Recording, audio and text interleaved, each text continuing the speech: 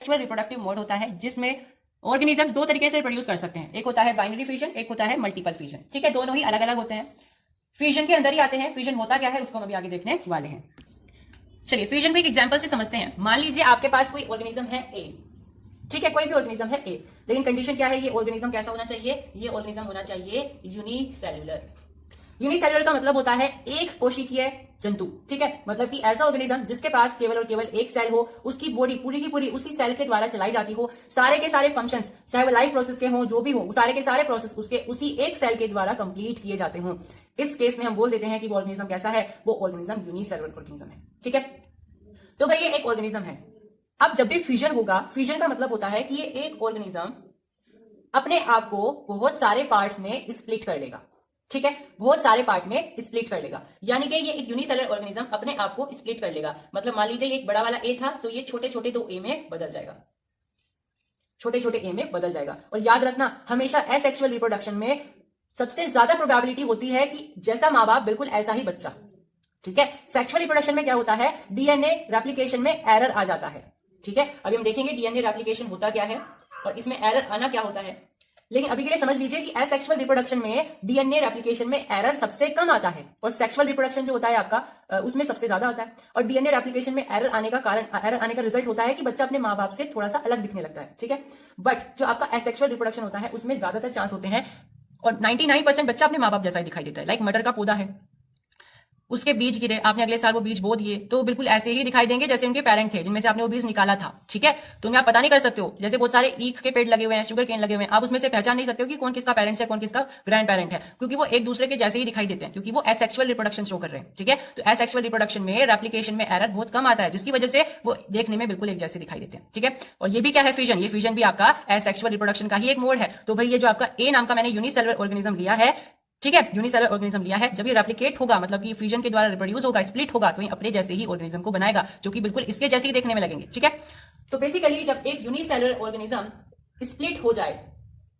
अब वो कितने में स्प्लिट होगा, वो दो में भी स्प्लिट हो सकता है। जैसे यहाँ पे एक पहला था, मतलब ये पेरेंट था, और ये दो डॉटर सेल्स में जो है स्प्लिट हो गया, इनको हम बोलेंगे डॉटर सेल्स। ठीक है, ये स्प्लिट होकर के जो आए हैं इनको हम बोलेंगे डॉटर सेल्स। ठीक है, तो ये पेरेंट था और ये दो डॉटर सेल्स में स्प्लिट हो गया। जरूरी नहीं है कि फ्यूजन में हमेशा एक ऑर्गेनिज्म दो डॉटर सेल्स में ही टूटे, मल्टीपल में भी टूट सकता है। ठीक है, अगर वो दो डॉटर सेल्स में टूट रहा है, इसका मतलब ये है कि वो बाइनरी फ्यूजन है। समझ में आई बात? तो भाई अगर कोई ऑर्गेनिज्म, यूनिसेलुलर ऑर्गेनिज्म स्प्लिट हो रहा है दो डॉटर सेल्स में, इसका मतलब ये है कि वो रिप्रोडक्शन का प्रोसेस कैसा है, वो बाइनरी फ्यूजन का प्रोसेस है। अगर इसका वाइस वर्सा होता है, मतलब कि वो दो के अलावा मल्टीपल डॉटर सेल्स में टूट रहा है, तो वो मल्टीपल फ्यूजन हो जाएगा। ठीक है, एग्जाम्पल के लिए यही ले लीजिए। और अब ये दो के अलावा मल्टीपल ऑर्गेनिजम्स में, मल्टीपल डॉटर सेल्स में टूट रहा है, स्प्लिट हो रहा है। मान लीजिए 5 में टूट रहा है, तो अब ये मल्टीपल हो गए, 2 से ज्यादा हो गए, तो इसका मतलब ये है कि अब ये मल्टीपल फ्यूजन का एग्जाम्पल हो गया। ठीक है, तो आई होप आपको समझ में आया बाइनरी फ्यूजन का मतलब। हमेशा बाइनरी फ्यूजन और मल्टीपल फ्यूजन दोनों ही, हमेशा जो फ्यूजन होगा वो यूनिसेलुलर ऑर्गेनिज्म के द्वारा होगा। फ्यूजन दो तरीके से हो सकता है, बाइनरी भी हो सकता है, मल्टीपल भी हो सकता है। बाइनरी में क्या होगा, बस जो पेरेंट ऑर्गेनिज्म है वो दो में स्प्लिट हो जाएगा, और मल्टीपल में दो से ज्यादा में, मतलब मल्टीपल में टूट जाएगा। अच्छा, आपने गौर किया होगा कि यहाँ पर जो आपका ऑर्गेनिज्म था जिसको मैंने ए नाम दिया था, और जब वो अपने डॉटर सेल्स में टूट रहा था, तो क्या आपके मन में ये सवाल आया कि ये फिर ये पेरेंट कहाँ गया? अगर आपके मन में ये सवाल आया है, यानी कि आपकी अच्छी ऑब्जर्वेशन है। तो भाई ये पेरेंट कहाँ गया? जी हाँ, ये पेरेंट ही तो बेचारा टूट करके अपने बच्चों में तब्दील हो गया। अब ये पेरेंट एग्जिस्ट नहीं करेगा। ठीक है, तो भाई ये जो इसका पेरेंट था, ये अपने डॉटर सेल में जब टूटा, इसका मतलब ये उनमें टूट गया, मतलब उनमें स्प्लिट हो गया। अब ये नहीं बचेगा, अब बस यही होंगे, एग्जिस्ट करेंगे जो। ठीक है, यानी कि आप इसको ऐसे भी इमेजिन कर सकते हो, यहाँ पे माँ बाप भी ए ही है, बच्चे भी ए ही है, और आपस में बहन भाई भी ए ही है। समझ में आई बात? तो भाई इसकी डिसएडवांटेज भी आप यही बोल सकते हो फ्यूजन की, कि इसमें जो पेरेंट सेल होता है या पेरेंट जो होते हैं वो एग्जिस्ट नहीं करते हैं। जैसे ही वो बच्चों में टूटेंगे, अपने डॉटर सेल्स में टूटेंगे, वो लापता हो जाएंगे। क्यों हो जाएंगे लापता? क्योंकि भाई वही तो अपने बच्चों में टूटे हैं। ये ए ऑर्गेनिज्म था, अब ये स्प्लिट होकर के दो ए में बदल गया है। अब ये एग्जिस्ट नहीं करेगा, बस ये एग्जिस्ट करेंगे। अब ऐसा होता क्यों है? डीएनए रेप्लिकेशन की वजह से। अब डीएनए रेप्लिकेशन समझते हैं कि डीएनए रेप्लिकेशन होता क्या है। चलिए अब हम पढ़ने वाले हैं डीएनए रेप्लिकेशन। इसको स्टार्ट करने से पहले जल्दी से कमेंट सेक्शन में जाइए और डीएनए की फुल फॉर्म लिख करके बताइए। पोज कर दीजिए वीडियो को और जल्दी से लिख करके बताइए कि भाई डीएनए की फुल फॉर्म होती क्या है। यस, आपने शायद लिख दी होगी and you are correct. DNA की फुल फॉर्म होती है डीऑक्सीराइबोन्यूक्लिक एसिड। अच्छा, इसमें होता है डीऑक्सीराइबोन्यूक्लिक एसिड। न्यूक्लिक एसिड का मतलब ये न्यूक्लियस में पाई जाती है सेल के, ठीक है, ये सेल के न्यूक्लियस में प्रेजेंट होती है, एक एसिड होती है। तो भाई ये आपके हो गया डीएनए, ठीक है, कुछ ऐसा ही दिखाई देता है जी। तो ये मान लीजिए वही एक एग्जांपल है जो मैंने आपको अभी बताया था ना कि एक ऑर्गेनिज्म था वो स्प्लिट हो गया था ए नाम का, इसको भी ए ही मान लो या आपको जो मानना है वो मान सकते हो। ये एक ऑर्गेनिज्म है और क्योंकि हमें डीएनए रेप्लिकेशन करनी है तो हमने इसके सेल के अंदर मेनली इस डीएनए को रिप्रेजेंट कर दिया, क्योंकि हम देखने वाले हैं कि सेल में डीएनए रेप्लिकेशन होता कैसे होता है, ठीक है। मेनली जो आपका यहाँ पे स्प्लिशन होता है, स्प्लिट हो गए ना ऑर्गेनिज्म, वो डीएनए रेप्लिकेशन की वजह से ही होते हैं। कैसे होता है डीएनए रेप्लिकेशन? मान लो अभी ये एडल्ट हो गया है, ठीक है, अब ऐसा तो नहीं जैसे ये बच्चा बनेगा वैसे ही रिप्रोडक्शन स्टार्ट कर देगा, पहले मैच्योर होगा ना ये, फिर इसकी मतलब एडल्ट हो जाएगा, मैच्योर होगा। जैसे ही एडल्ट होगा, मैच्योर होगा, ये अपने अंदर इस डीएनए को कॉपी कर लेगा। मतलब कि ये जो डीएनए है अभी एक दिखाई दे रहा है, ये टूट करके, ये एक फ्रेगमेंट है ऐसे, ये टूट करके दो फ्रेगमेंट में बदल जाएगा, ये कॉपी हो जाएगा। तो यहां पर ये कुछ ऐसा दिखाई देगा। समझ में आई बात? तो भाई ये आपका जो डीएनए है ये क्या हो गया, यहाँ पे कॉपी हो गया। मतलब कि पहले ऑर्गेनिज्म नहीं टूटेगा, धीरे धीरे होगा काम। पहले डीएनए रेप्लिकेट होगा, जैसे ही डीएनए रेप्लिकेट होगा उसके बाद आपका न्यूक्लियस डिवाइड होना स्टार्ट हो जाएगा। पहले डीएनए रेप्लिकेट होगा, कॉपी होगा, उसके बाद न्यूक्लियस डिवाइड होगा। मतलब कि जो आपका ये ऑर्गेनिज्म है इस तरीके से इसके दो न्यूक्लियस बन जाएंगे, क्योंकि एक डीएनए फ्रेगमेंट एक न्यूक्लियस में आएगा। अभी दो डीएनए बन गए तो इन दो डीएनए को कंटेन अलग अलग न्यूक्लियस करेंगे, इसको अलग न्यूक्लियस करेगा, इसको अलग न्यूक्लियस करेगा। सेल अभी एक ही है, इलोंगेट हो गया है, बस सेल अभी एक ही है, इलोंगेट हो गया है, लेकिन इसमें दो न्यूक्लियस बन गए हैं। तो भाई दो न्यूक्लियस तो नहीं बन सकते ना एक ही सेल के अंदर। अब ये सेल भी चाहेगा कि मैं टूट जाऊं दो हिस्सों में, तो ये क्या करेगा, ये आपका दो हिस्सों में ऐसे टूट जाएगा।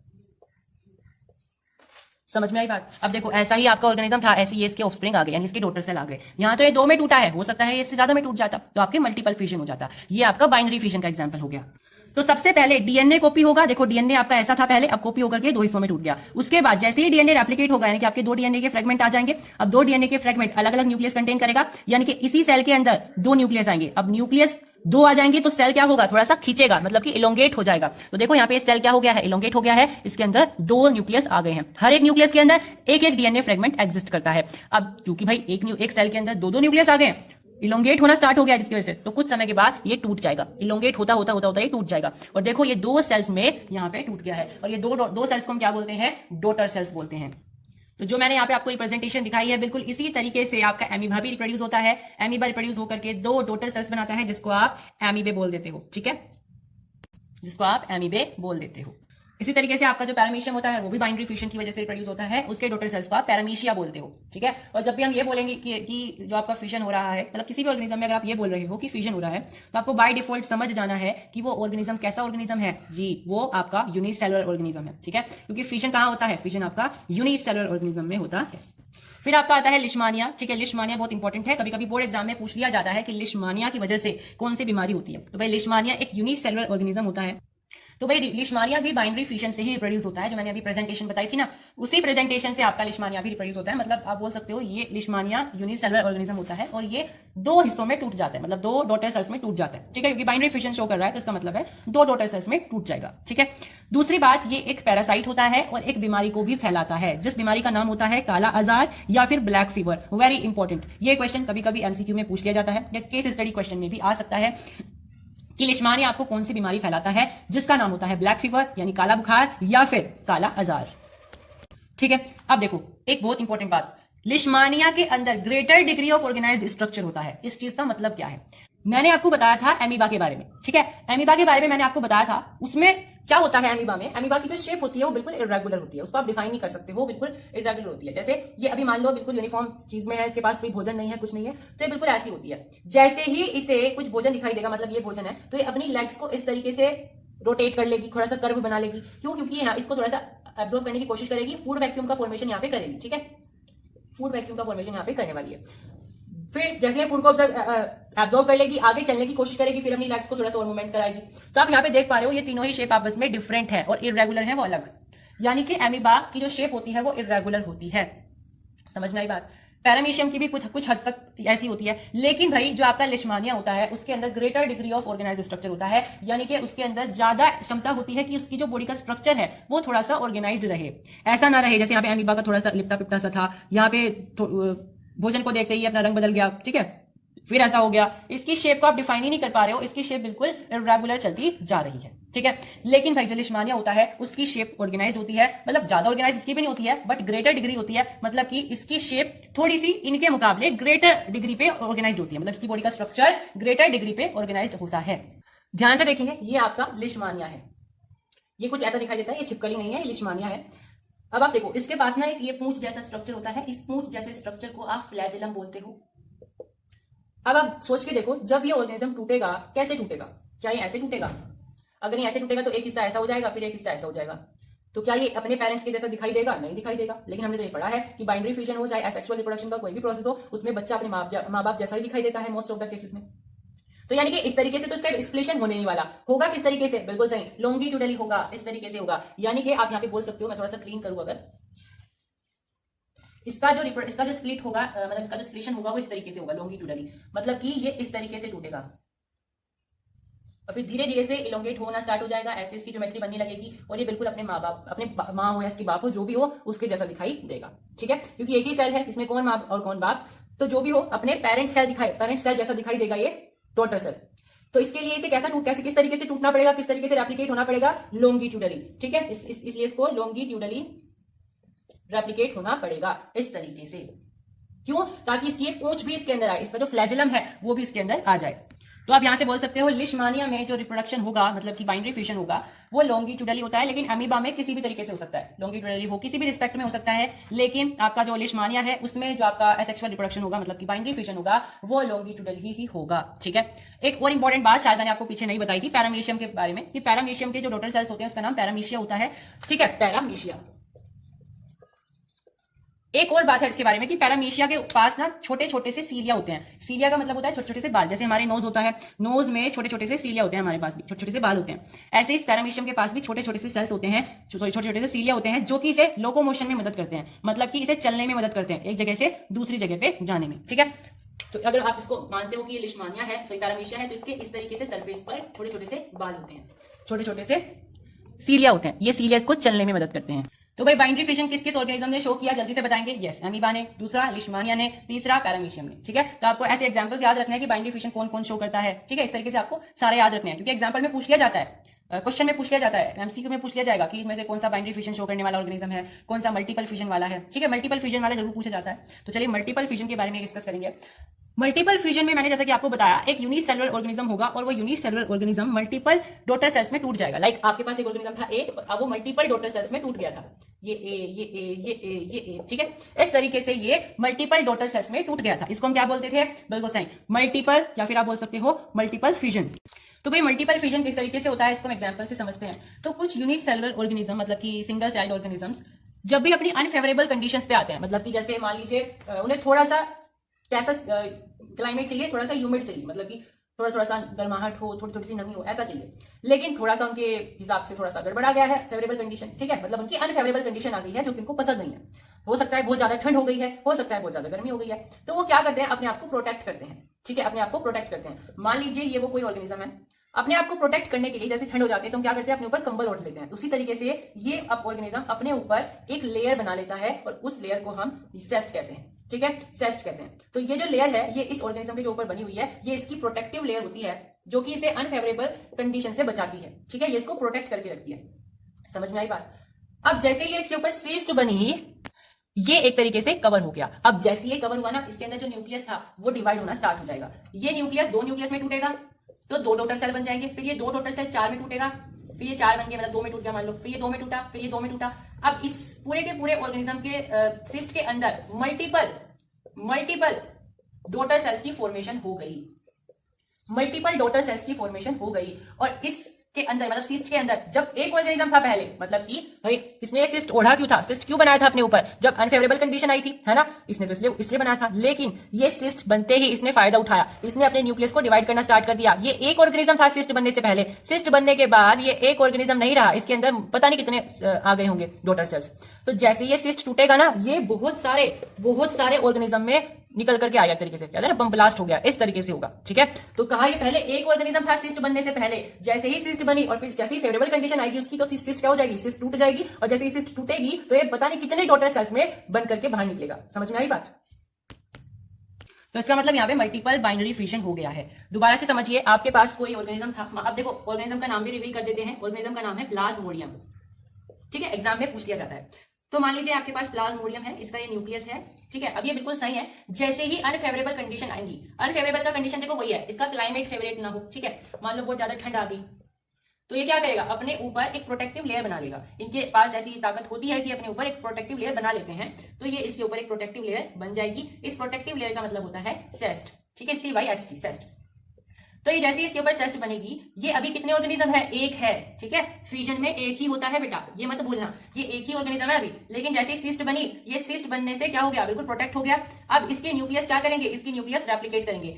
अब ये एक ऑर्गेनिज्म है, ये सिस्ट है, ये न्यूक्लियस है, अब ये एक न्यूक्लियस है, ये दो में टूटेगा और वो दो न्यूक्लियस फिर आपके दो डॉटर सेल्स बनाएगा, ठीक है। ऐसे आपके बहुत सारे डॉटर सेल्स इसके अंदर बनने लगेंगे, बहुत सारे डॉटर सेल्स बनने लगेंगे, ठीक है। अब मान लो कुछ समय के बाद फेवरेबल कंडीशन आ गई, ये था आपका अनफेवरेबल वाला केस, मान लो अब आपकी फेवरेबल कंडीशन आ गई, आपकी नहीं मतलब प्लाज्मोडियम की, तो अनफेवरेबल आ गई, तो सिस्ट की क्या जरूरत, सिस्ट की क्या जरूरत, भाई आप ठंड में ही तो कंबल ओढ़ते हो, ऐसे इसने यहाँ पे कंबल ओढ़ा मतलब सिस्ट ओढ़ा, जैसे इसकी फेवरेट कंडीशन आई, मतलब कि उसे जरूरत नहीं है सिस्ट की, तो ये सिस्ट को उतार देगा। लेकिन जैसे ये सिस्ट को उतारेगा, इस सिस्ट के अंदर से पता नहीं कितने, बहुत सारे मल्टीपल डॉटर सेल्स निकल करके आएंगे, बहुत सारे डॉटर सेल्स निकल करके आएंगे, एक डॉटर सेल, दो डॉटर सेल, 3 4 5, पता नहीं कितने डॉटर सेल्स निकल करके आएंगे। समझ में आई बात? तो इतने सारे डॉटर सेल्स यहाँ पर आ जाएंगे।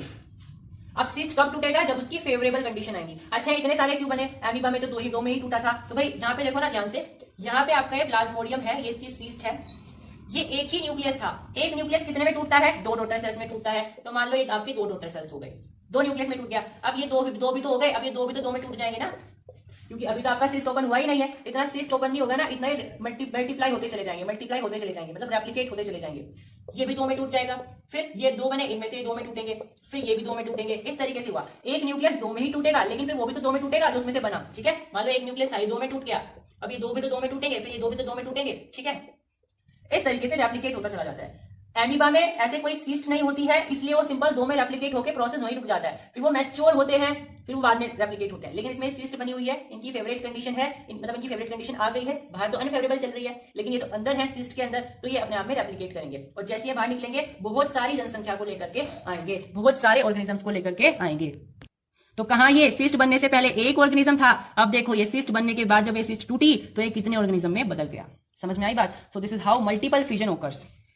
अब थोड़ा सा प्लाज्मोडियम के बारे में पढ़ लेते हैं। तो भाई प्लाज्मोडियम भी एक पैरासाइट होता है, जिस तरीके से लिशमानिया होता है, लेकिन जिस तरीके से लिशमानिया आपका ब्लैक फीवर यानी कि एक कालाजार नाम की बीमारी को पैदा करता है, इसी तरीके से जो आपका प्लाज्मोडियम होता है वो मलेरिया नाम की बीमारी को पैदा करता है। सुना होगा आप सबने मलेरिया, तो मलेरिया को प्लाज्मोडियम ही फैलाता है।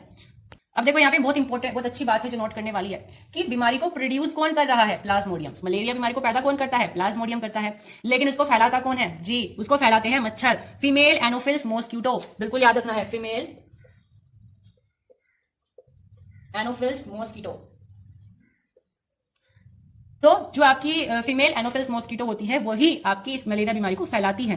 प्रोड्यूस कौन करता है, प्रोड्यूस करते हैं आपके प्लाज्मोडियम, लेकिन उसको फैलाता कौन है इंसानों में, उसको फैलाता है ये फीमेल एनोफिल्स मॉस्किटो, ठीक है। क्योंकि भाई ये क्यों फैलाते हैं, क्योंकि ये क्या करते हैं, फीमेल मॉस्किटो बच्चे पैदा करते हैं, तो अपने बच्चे को पैदा करने के लिए इन्हें प्रोटीन की जरूरत पड़ती है, और इस प्रोटीन की पूर्ति करने के लिए इंसानों को काटते हैं, इंसानों का खून पीते हैं, ठीक है, जिससे इनकी प्रोटीन की पूर्ति हो जाए, इसलिए इंसानों को काटते हैं।